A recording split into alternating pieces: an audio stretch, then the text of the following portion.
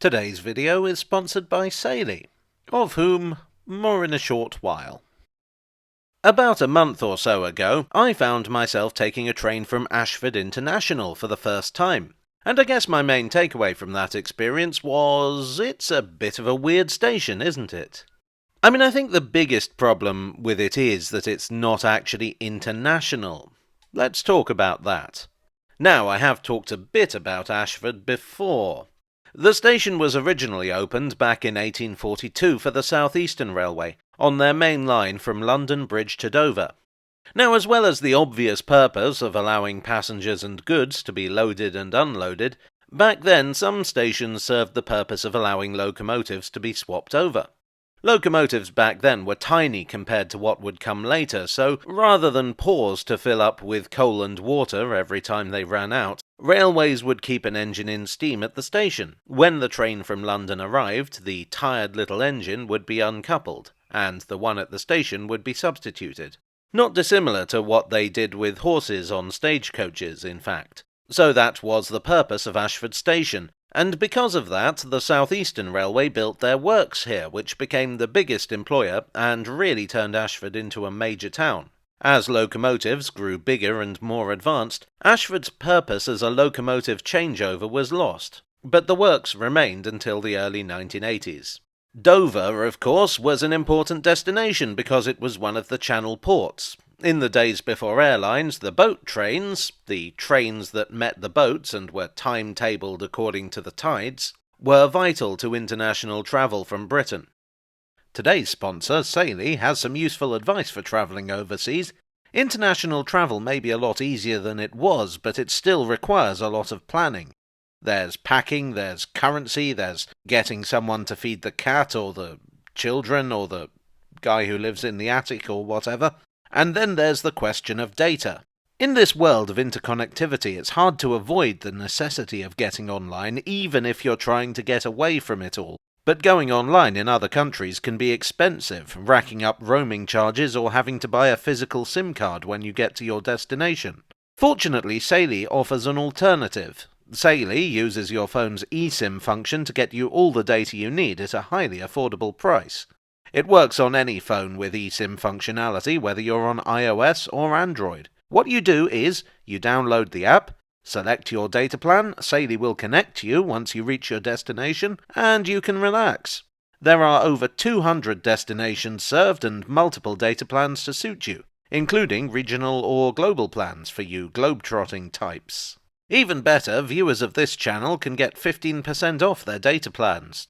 All you have to do is go to saily.com/jago and enter the code JAGO at checkout, or use the link in the description below or this QR code.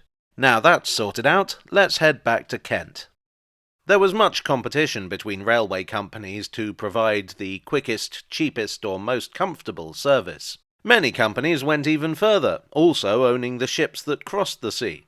The South Eastern Railway also had to deal with the fact that they served several of the same destinations as their rivals, the London, Chatham and Dover Railway. In fact, the LCDR had a station known as Ashford West in direct competition with this Ashford. The two companies would kiss and make up in 1899, forming the South Eastern and Chatham Railway, and Ashford West would be closed.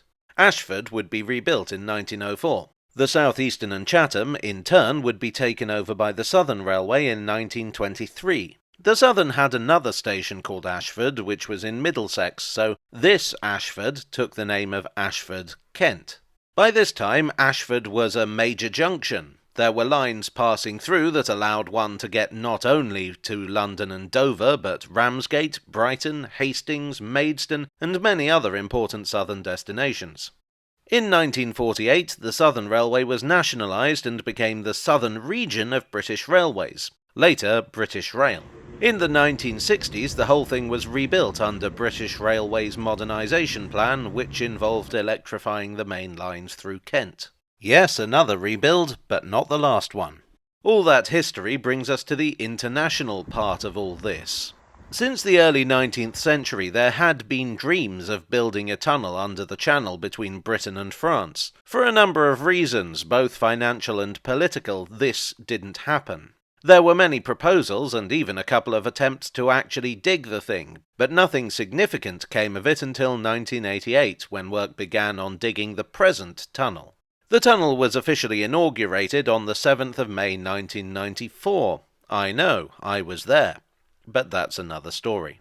For the first time since the Ice Age, it was possible to pass from Britain to France by land. I remember thinking at the time that it was weird that people weren't making more of a thing about it. I mean, a tunnel under the sea. That's pretty cool, isn't it? I mean, I'm not the only one who thinks that, am I? Well, anyway, it's part of the furniture these days, another means of getting from Britain to continental Europe. The service between London, Paris and Brussels was the Eurostar. Well, it still is. It was to be a high-speed train, small h, small s, small t, with limited stops. But Ashford was one of those stops, meaning that passengers in the south of England wouldn't have to go all the way to Waterloo. Oh yes, back then the international terminus was London Waterloo, not St Pancras. It may seem like an insensitively named station under the circumstances, but that's just how it went.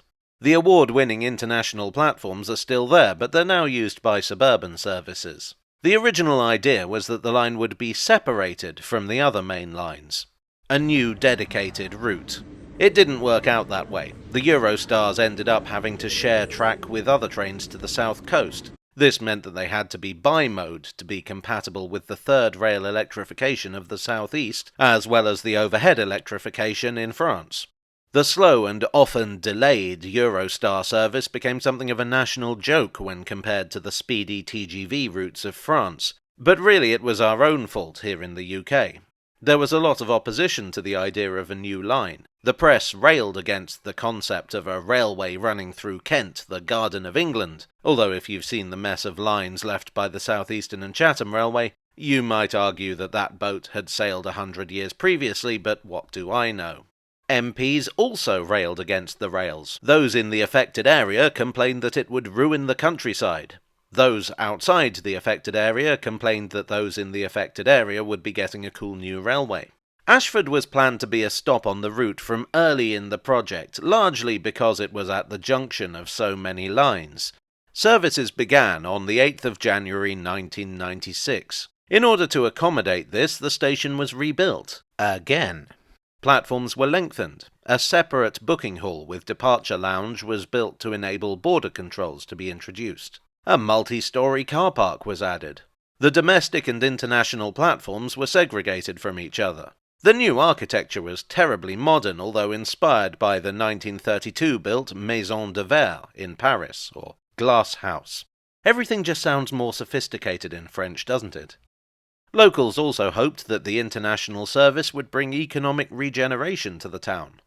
Also in 1996, the Channel Tunnel Rail Link Act was passed. This would remedy the ridiculous congestion problem the Eurostars had to deal with by building that new main line, officially the Channel Tunnel Rail Link but commonly called High Speed 1. This would come up from Folkestone through the southeast, whiz around East London and terminate at St Pancras, which back then was a rather dismal and underused terminus.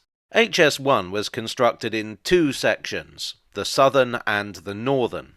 The southern, the first to be built, ran from the lines operated by Eurotunnel, i.e. the bit through the tunnel itself, to Southfleet Junction. Construction began in 1998 and finished in 2003. As part of this massive engineering project, Ashford was partially remodelled. As part of this remodelling, a viaduct was built to allow trains to bypass the station. And some might have seen that as a bit of an omen. The second and final part of HS1, the northern part, opened in 2007. Aside from St Pancras International, there were two other international stations along HS1, Stratford and Ebbsfleet. The opening of Ebbsfleet, also in 2007, saw a drastic reduction in Eurostar services calling at Ashford, from 12 per day to 4. So said the people at Eurostar. Cutting Ashford out saved 8 minutes.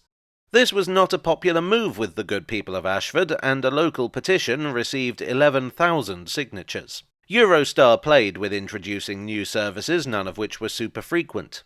2009 saw a daily service to Brussels and in 2015, one to Marseille. And in 2018, the platforms were lengthened to allow the new Eurostar E320 trains to use the station, which was surely a good sign. But then, well, you remember a few years ago we had that pandemic business. Yeah.